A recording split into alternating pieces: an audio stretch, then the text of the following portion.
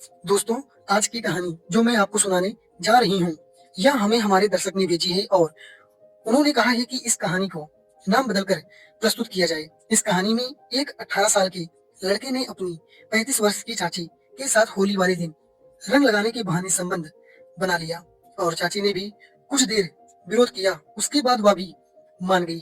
पूरी कहानी अभी आपको सुनाने वाली हूँ। कहानी में अंत तक बने रहिएगा क्योंकि इस कहानी में आपको बहुत मजा आने वाला है और अंत में बहुत अच्छी सीख भी मिलने वाली है। दोस्तों, आप लोग मेरे अपने लोग हैं, मेरे देश के लोग हैं। मैं सभी लोगों को होली की शुभकामनाएं देती हूँ और जो लोग मुझे शुभकामना देना चाहते हैं वह कमेंट में हैप्पी होली लिख सकते हैं। चैनल को सब्सक्राइब कर लीजिए और वीडियो को लाइक कर दीजिए। आइए कहानी शुरू करते हैं। दोस्तों, पिछली बार जब होली का त्योहार मनाया जा रहा था तब एक 18 साल का लड़का जिसका नाम पंकज था वह अपने दोस्तों के साथ त्योहार का आनंद ले रहा था और उसने त्योहार का मजा लेने के लिए थोड़ी सी शराब पी रखी थी। पहली बार शराब पी थी तो इसलिए नशा में थोड़ा ज्यादा ही हो रहा था। कुछ देर बाद वह पहुंचता है तो देखता है कि उसकी चाची पानी में भीगी हुई हैं और उनके कपड़े बदन से चिपके हुए थे। अपनी चाची को देखकर उसके दिल में कुछ हलचल हुई और फिर वह चाची के पास पहुंच गया। कुछ देर तक तो वह बातें करता रहा। उसके बाद रंग लगाने के बहाने चाची से छेड़छाड़ करने लगा। चाची भी होली के त्योहार का पूरा आनंद ले रही थी और यह लड़का भी चाची के साथ जमकर होली खेल रहा था और बीच बीच में उनके साथ छेड़खानी कर दे रहा था। चाची भी समझ चुकी थी कि पंकज क्या चाहता है, तभी उन्होंने वहां से जाने का फैसला कर लिया और वह पंकज से बोली, अब बहुत हो गई होली, मैं जाकर नहा लेती हूँ। जैसे ही वह जाने को हुई पंकज मैं उसकी कलाई पकड़ ली और बोला, चाची बस एक बार। चाची बोली, यह तू कैसी बातें कर रहा है? तो वह कहने लगा कि मैं होली की बात कर रहा हूँ, आओ थोड़ी देर और होली खेलते हैं। पंकज नशे में था इसलिए उसे यह भी समझ नहीं आ रहा था कि अपनी चाची से क्या क्या बातें कर रहा है। फिर उसने जमकर चाची को रंग लगाना शुरू कर दिया तो चाची कहने लगी, यह क्या कर रहा है? अगर चाचा ने देख लिया तो बहुत डांटेंगे।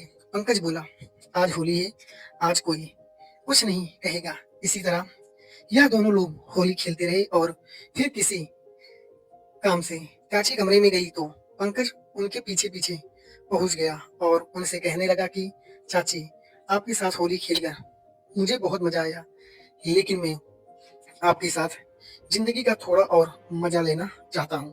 तभी चाची ने मुस्कुराते हुए कहा, कैसा मजा लेना चाहते हो? तभी पंकज कहने लगा, अगर आप चाहो तो मेरा साथ दे सकती हो। तो चाची कहने लगी, मैं समझ सकती हूँ तू किस बारे में बात कर रहा है, लेकिन जो तू सोच रहा है वह नहीं हो सकता। इस बात पर पंकज को थोड़ा गुस्सा आने लगा और फिर वह अपनी चाची के नजदीक पहुंच गया। चाची समझ चुकी थी कि यह नशे की हालत में है। उन्होंने भी उसका हल्का फुल्का विरोध करने का नाटक किया और फिर उसका साथ देने लगी और फिर पंकज के साथ ही संबंध स्थापित कर लिए। अब पंकज को तो मानो चाची के नाम का बुखार ही चढ़ गया हो, क्योंकि अब जो सिलसिला एक बार शुरू हुआ था वह चाहता था कि यही सिलसिला लगातार बना रहे। होली की शाम होने को आई और सब लोग घर में बैठे थे और पंकज ने चाचा जब चाची से बात कर रहे थे तो पंकज को अपने चाचा से जलन हो रही थी। वह अंदर ही अंदर घुट रहा था।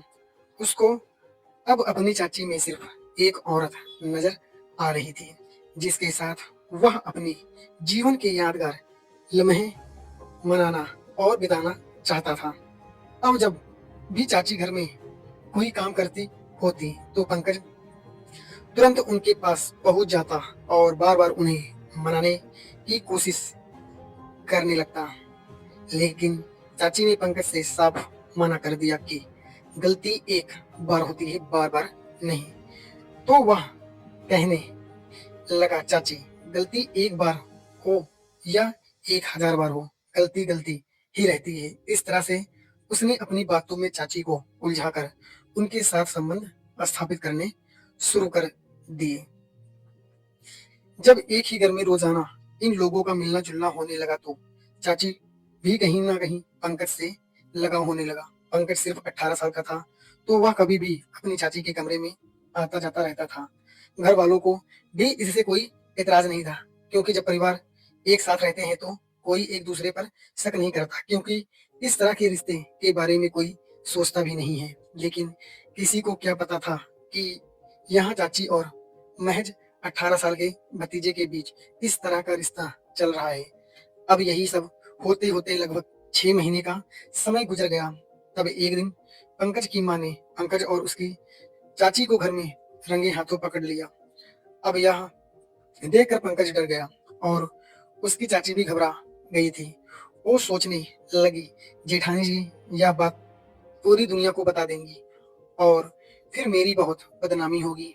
फिर पंकज ने तुरंत अपनी माँ से माफी मांगी और उसकी चाची भी इस बात को लेकर बहुत शर्मिंदा हुई और उन्होंने भी पंकज की माँ से माफी मांगी।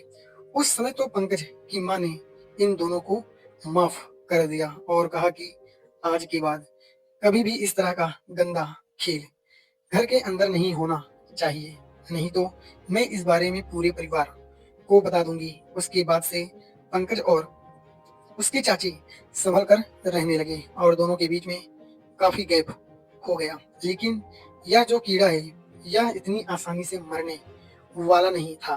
पंकज को भी चाची की लत लग चुकी थी और चाची को भी पंकज की लत लग चुकी थी। दोनों लोग एक दूसरे के लिए आग में जल रहे थे। फिर इन दोनों लोगों ने प्लान किया कि किसी बहाने से घर से बाहर निकलो और कहीं बाहर मिलते हैं।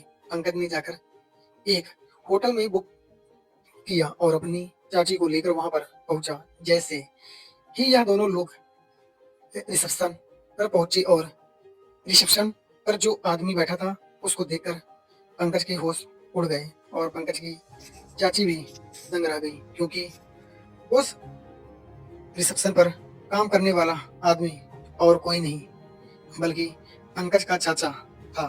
जब पंकज के चाचा ने अपनी पत्नी और भतीजे को वहां पर देखा तो उन्हें समझते हुए देर नहीं लगी और उन्होंने इन दोनों की जमकर क्लास लगाई। अब पंकज की चाची बिल्कुल डर चुकी थी। वह समझ चुकी थी कि अगर कोई भी कदम पंकज के साथ आगे बढ़ाया तो बात बहुत खराब हो जाएगी। पंकज के चाचा ने घर पर आकर बहुत क्लेश किया, लेकिन यह बात किसी और को नहीं बताई और जब पंकज की चाची उनसे माफी मांगने लगी तो उन्होंने पहली गलती मानकर उसको माफ तो कर दिया, लेकिन शक की सुई हमेशा बनी रही। अब वह पंकज को अपने कमरे में नहीं आने देते थे और पंकज भी चाचा की तरफ नहीं जाता था। कुछ दिन तक यही सब ऐसे ही चल रहा। अब आगे जो हुआ या तो वह चाचा के दिल पर लगा हुआ जख्म था या फिर कोई बीमारी कह सकते हैं, क्योंकि कुछ समय बाद पंकज के चाचा को फालिस गिर गई। फालिस की वजह से उनके शरीर का एक तरफ का हिस्सा काम करना बंद कर गया। काफी दिनों तक उनका इलाज चला, उन्हें बहुत जगह दिखाया गया, लेकिन फालिस का जो असर होता है वह इतनी आसानी से ठीक होने वाला नहीं होता और चाचा पर जो फालिस गिरी हुई थी और वह कहीं आने जाने के नहीं थे, तो इन दोनों लोगों को मौका मिल गया और इन दोनों लोगों ने घर में वही खेल खेलना शुरू कर दिया। दोनों लोग जवानी का बहुत चरम सुख ले रहे थे, जो सुख उन्होंने कभी लिया ही नहीं था। अब पंकज की चाची भी पंकज को अपने पति की तरह मानने लगी थी और जैसा पंकज कहता वह उसके लिए करती थी।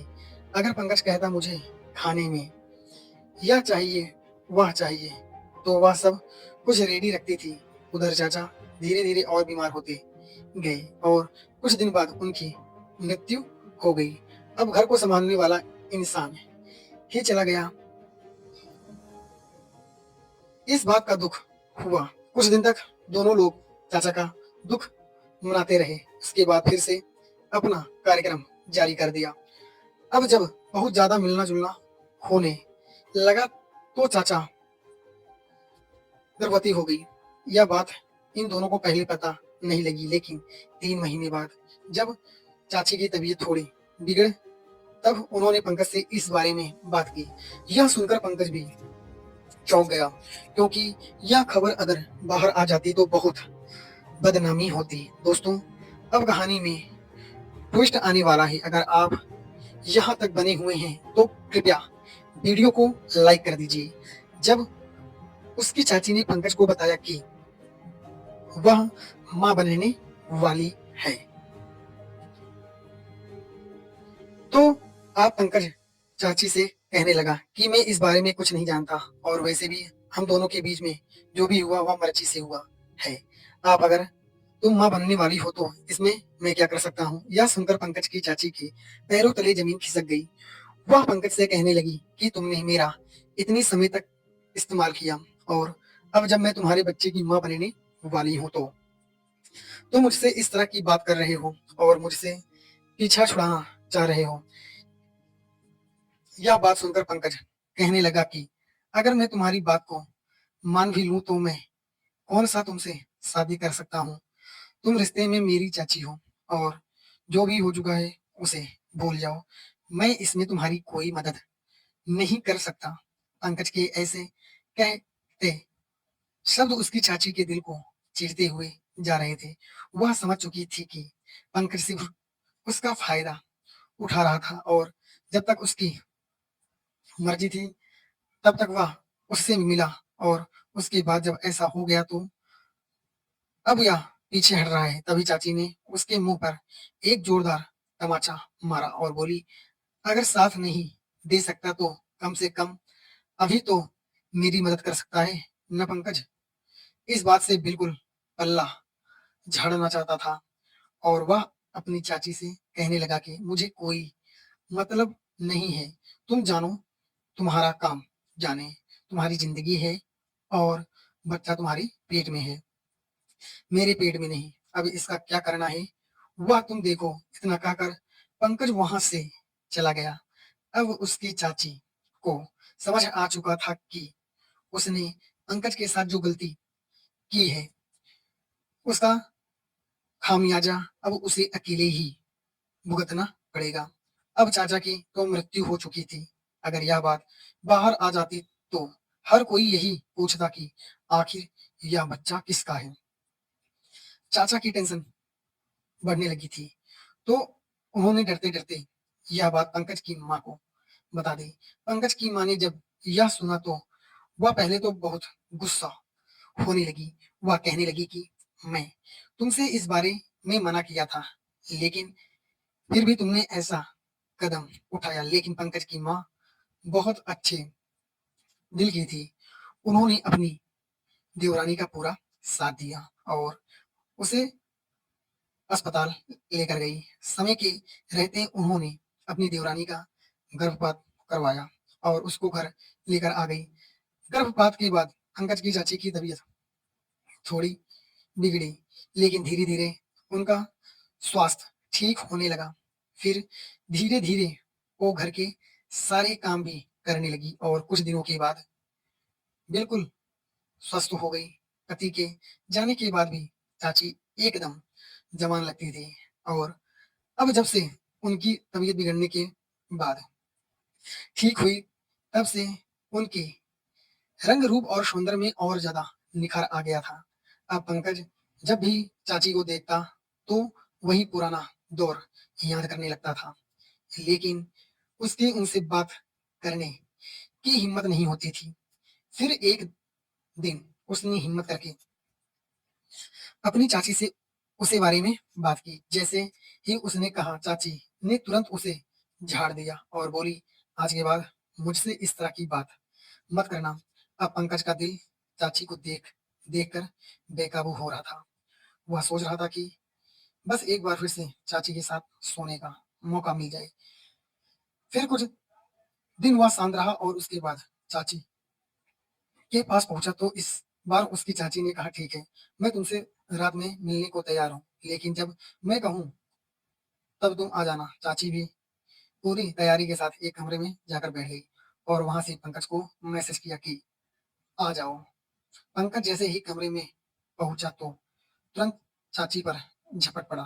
तभी तुरंत पंकज की माँ ने कमरे की लाइट जला दी। जैसे ही पंकज ने अपनी माँ को कमरे में खड़े हुए देखा, पंकज के चेहरे की हवा उड़ गई।